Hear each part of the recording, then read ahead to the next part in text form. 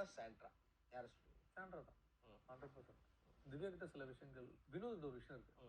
ரீசெண்டாக இந்த டாஸ்க்ல கூட எங்க 2 பேர் தான் அந்த ஒரு இது மோதலே வந்திருக்கும். ஏன்னா அவர் வேற ஏதோ பேச போய் அப்போ நான் நடுவில் உள்ள போனேன். என்ன விக்க வச்சு இப்படி தட்டினாரு, இன்னொரு மனுஷன் விக்கெல்லாம் வச்சு தட்டுறான்னு நானும் இப்படி கிட்ட போய் 2 பேரும் 1 to 1 தான் இருந்துச்சு தவிர, ஆனால் மறுநாளே கட்டாயி நானும் அவரும் ஜாலியாக காஃபிலாம் போட்டு குடிச்சிருந்தோம். அது அந்த டாஸ்கோட போயிடுச்சு.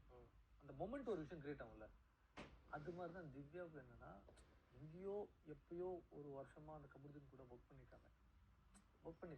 பட் இவங்க 2 பேரும் கமருதீன் நான் எப்பவுமே ஒரு விஷயம் ஒருத்தரை மட்டும் நான் கேட்க மாட்டேன். இன்னொருத்தருட்டையும் அந்த சைடு கேட்பேன் கண்டிப்பாக. கேட்கும்போது அண்ணா ஒன்றுமே இல்லைண்ணா, ஜாலியாக தானே பழக்கம், ஹலோ பாய், அப்போ இது ஜாலியாக பழக்கம், அப்போ எதனால இவங்க இப்படி சொல்கிறாங்க? அப்போ அவன் பாயிண்ட் ஆஃப் வியூவில் பேசும்போது இவங்க கேஷுவலாக சொல்ல போகிறாங்க. அது அவனுக்கு இன்னும் தப்பாக ஒரு வருஷமாக தெரியும்னா, அப்போ இது ஏதோ பிரச்சனை வரும்போது அந்த பிரச்சனை ஹைலைட்டாக தெரியும்.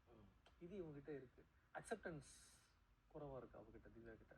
இப்போ நான் எவிக்ட் வெளியே வரும்போது என்கிட்ட அவங்க கேட்டாங்க, நீ நல்லா தான் நான் கேம் ஆடினேன், இது நல்லா தான் ஆடினேன், இது ஏன் நல்லா ஆடி போயிடும், எப்படி உன்னை எவிக்ட் பண்ணாங்க? நான் சொன்னேன், அது என்கிட்ட பதில் கிடையாது, அதை நான் யோசிச்சு உட்கார முடியாது, நீ நல்லா ஆடு, நான் போகிறேன். என்ன யோசிக்க கூடாது, ஆயிடுச்சு, அடுத்த கட்ட நகர்த்துறணுன்றதான் சேது சாரே சொல்லுவார். சிறப்பு. அங்கே